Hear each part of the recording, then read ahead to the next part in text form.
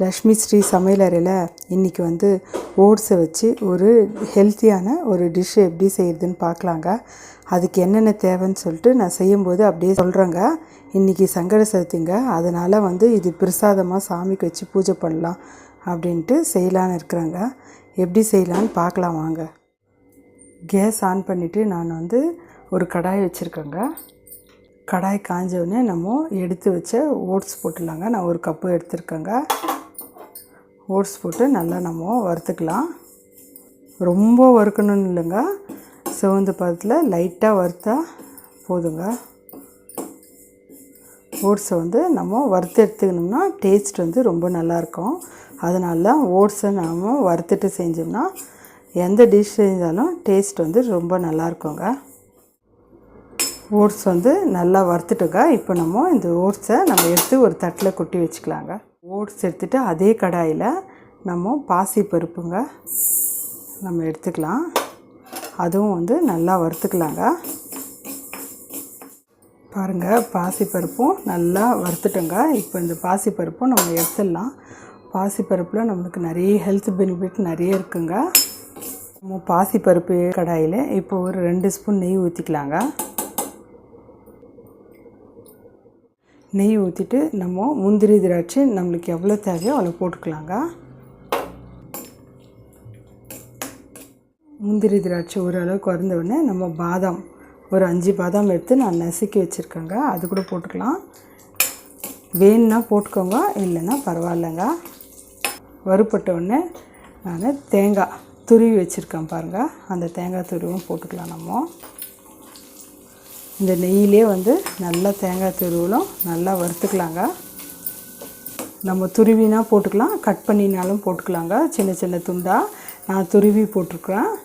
Taste வந்து நல்லாயிருக்கும்ன்ட்டு. தேங்காயும் நல்லா முந்திரி திராட்சை நல்லா வறுபட்டுச்சுங்க. இப்போ எடுத்து நம்ம ஒரு கப்பில் எடுத்து வச்சுக்கலாங்க. வறுத்த பாசிப்பருப்பை 2-3 டைம் நல்லா கழுவிட்டு நம்ம குக்கரில் போட்டு கொஞ்சமாக தண்ணி ஊற்றி 2 விசில் வச்சு எடுத்துக்கலாங்க. நம்ம ஒரு பாத்திரம் எடுத்துகிட்டு அதில் வந்து வெல்லுங்க 1 கப்பு நான் ஃபுல்லாக அளந்து எடுத்துருக்கிறேன். இதுக்கு வந்து 1.25 கப்பு போட்டால் கூட நல்லாயிருக்குங்க. இந்த கப்பால் தாங்க நம்ம அளந்தோம். நான் இந்த கப்பால் வந்து 1 கப்பு ஃபுல்லாக வந்து எடுத்துருக்கேங்க. உங்களுக்கு எவ்வளோ தித்திப்பு வேணுமோ அவ்வளோ தித்திப்பு எடுத்துக்கோங்க. கொஞ்சமாக தண்ணி ஊற்றி நம்ம கரைச்சி எடுத்துன்னு வந்துடலாங்க. பாருங்கள், கேஸில் வச்சுட்டோங்க. இப்போ வந்து நம்மளுக்கு கரைஞ்சா போதுங்க. இந்த கட்டிங்கெல்லாம் கேஸ் மேலே மண் பாத்திரம் வச்சுருக்கோங்க. இன்றைக்கி மண் பாத்திரத்தில் தான் நம்ம செய்ய போகிறோம். ஓட்ஸ் வந்து நம்ம 1 கப் எடுத்துங்க. பாருங்கள், இந்த கப்பால் தான் எடுத்தோம். 2 கப்பு தண்ணி ஊற்றிக்கலாம். நம்ம இது 2வது கப் தண்ணி ஊற்றிக்கிறோங்க. லைட்டாக சூடானா போதுங்க. இப்போ வந்து வறுத்து வச்ச ஓட்ஸை போட்டுடலாங்க. ஓட்ஸ் வந்து சீக்கிரம் வந்துடும். ஓட்ஸ் பாருங்கள் நல்லா வந்துடுச்சு. இப்போ நம்ம பாசிப்பருப்பு வேக வச்சோம் பாருங்கள், அதையும் இதில் ஊற்றிடலாம். நம்ம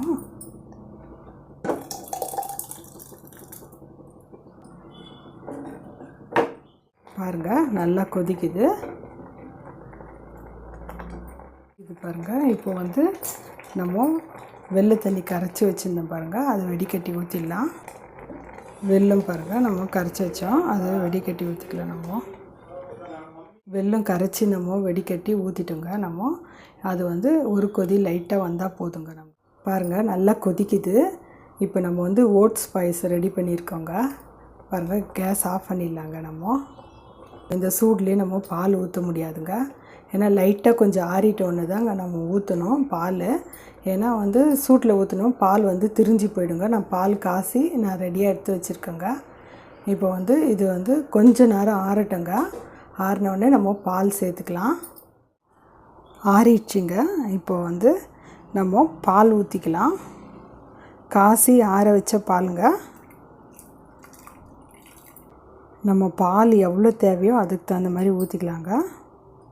நான் 1 கிளாஸ் பால் ஊற்றிக்கிறேன்.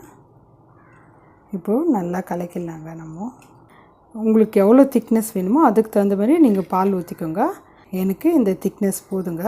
இப்போ நம்ம வறுத்து வச்ச முந்திரி திராட்சை எல்லாம் தேங்காயெல்லாம் போட்டுக்கலாங்க. நம்ம பாருங்கள் ரெடி ஆயிடுச்சுங்க. வெயிட் லாஸ் பண்ணுற ஓட்ஸை வச்சு நம்ம வந்து ஒரு பாயசம் எப்படி டிஃப்ரெண்ட் டேஸ்ட்டில் வந்து செய்யலான்னு பார்த்தங்க. எப்போவுமே நம்ம ஒரே மாதிரி பாயசம் செய்யாத இந்த மாதிரி டிஃப்ரெண்ட் டேஸ்ட்டில் வந்து ஓட்ஸ் பாயசம் நம்ம ஹெல்த்துக்கு ரொம்ப நல்லதுங்க. அந்த மாதிரி பாயசம் எப்படி செய்கிறதுன்னு பார்த்தங்க. இன்றைக்கி சங்கட சதுர்த்தினால் நான் இந்த பாயசம் செஞ்சுருக்கேங்க. அப்படியே கணேஷாக்கு வச்சு பூஜை பண்ணிடணுங்க. ரெடி ஆகிடுச்சுங்க பாயசம். இப்போ வந்து சாமிக்கு வச்சு பூஜை பண்ணிடுறேங்க நான். இந்த மாதிரி நீங்கள் ஒரு டைம் செஞ்சு பாருங்கள். டேஸ்ட் வந்து ரொம்ப நல்லாயிருக்குங்க. செஞ்சு பார்த்துட்டு உங்கள் ஃபீட்பேக் எனக்கு சொல்லுங்கள். லைக் பண்ணுங்கள், ஷேர் பண்ணுங்கள், சப்ஸ்கிரைப் பண்ணுங்கள்.